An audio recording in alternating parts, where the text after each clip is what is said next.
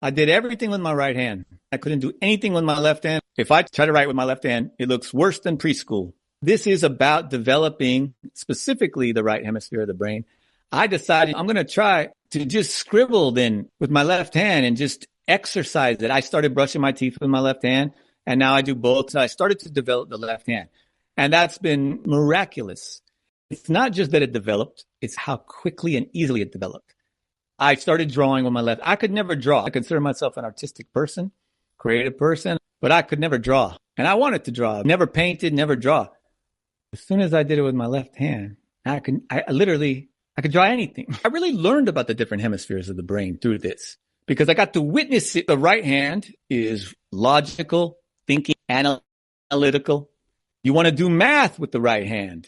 You can write notes fast. It's the male. It's the masculine. I'm going to just get this done. When I would think of drawing something, I'm trying to think of something to draw.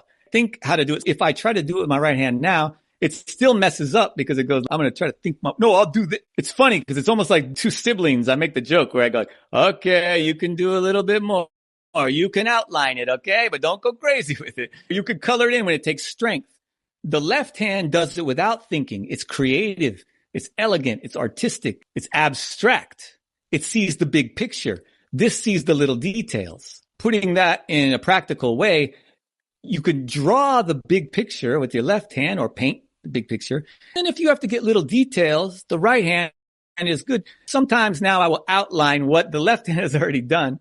And I'm just laughing because I kind of like do tease it that way. I go, all right, it's your turn. You get to try a little bit. It's like a younger sibling. I'll sometimes outline it when I need to be able to press harder because this is the strong.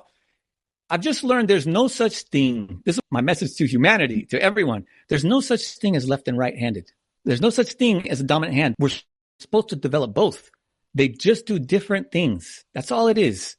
This one's strong, forceful, masculine. This one sends energy. This one receives energy. This is the male. This is the masculine. This is the feminine. You put them together. This is the plug. This is the outlet. You put them together and you balance them. They just do different things. This one is creative and elegant, stylish, like the feminine energy.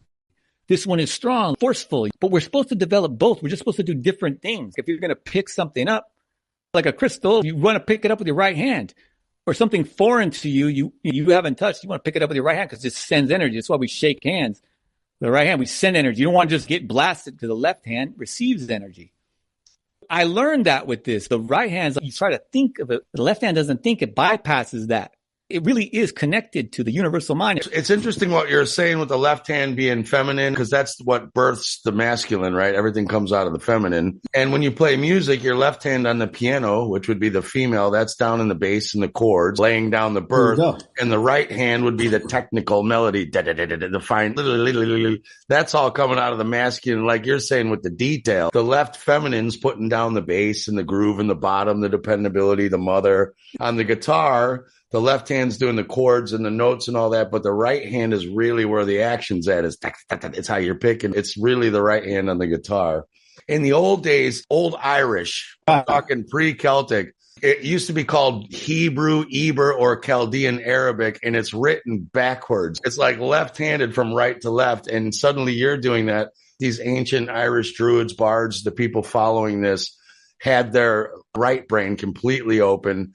And that's why the original writing is backwards. It's because, like you're saying, it seems natural. When we were all in school, even though our left hand prints great or cursive, remember how many years we had to sit there, those dumb lines, like writing? You're saying all of a sudden your left hand just like, right? It's just quick. The next thing I'm going to do is I am going to learn how to write Arabic because it's perfect. It is more natural. If you look at even the motion like this is like a pulling. This is like a nice, easy, smooth pulling. If you write this way with your left hand, look at my hand. It's a push. You kind of have to push. So look at the hand, even like drags here. This is why when I set out to write, I wasn't trying to write backwards. I just tried it with my left hand first, and I'm pushing along, and it was not great. So then as I was falling asleep at night, I just kept going like this. What if I could just do it this way? Because this is how we write, right? Left to right, like this. Especially cursive languages that connect, like Arabic, where they're connected. It's perfect for the left hand because you flow. A right hand, you can print letters detailed. That's okay. With cursive, you want it to flow together like this. If you write this way or this way, you're going to rub the ink. To me, it made complete sense. Even when I first did it, I'm talking about the first paragraph I wrote. I was like, oh yeah, this is easier. Because think of this. Like we write this way, you go like this. You go like this. If you go the other way, look at the hand. You start to write. It's not great. And then when we talk about what are the qualities of the left hand with the right hemisphere of the brain, it really does it without thinking. So if you're going to write a holy book and you're going to connect to the, you can just let information come into you and you can just write it naturally. It's perfect for these guys who are doing these spiritual practices. They're so connected.